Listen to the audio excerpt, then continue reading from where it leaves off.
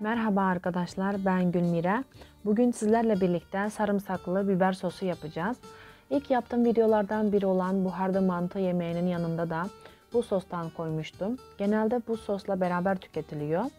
Bugün sizlere bu sosun en basit yapılışını göstermeye çalışacağım. İnşallah ileride de daha farklı çeşitlerinde yaparız. Acı sevdiğim için acı biber kullandım ben. Yarım su bardağı kadar pul biber, 2 yemek kaşığı kadar susam, 10-15 diş kadar sarımsağımızı küçük küçük kesiyoruz. Ben biraz yağlı sevdiğim için 1,5 su bardağı kadar yağ kullandım. Siz 1 su bardağı kadar da kullanabilirsiniz. Isıya dayanıklı bir tane kabımızı alıyoruz. Sıvı yağımızı ocağımıza alıyoruz iyice ısınması için. Biberlerimiz, sonra susamımız, sonra da sarımsağımızı kabımızın içine döküyoruz. Ve yağımız güzelce kızdıktan sonra üzerine döküp karıştırıp servise hazır edebiliyoruz arkadaşlar.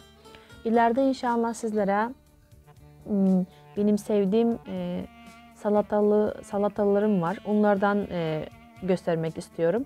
Ben o salataların üzerine bu sosumuzun yağından döküp karıştırıp böyle servis etmeyi daha çok seviyorum.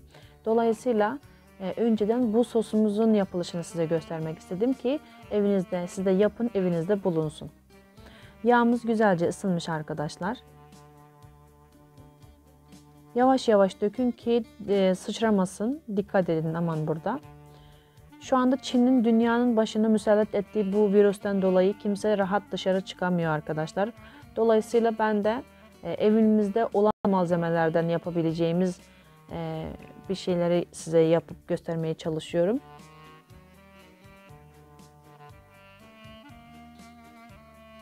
Bizim memlekette Yelken diye bir ilimiz var.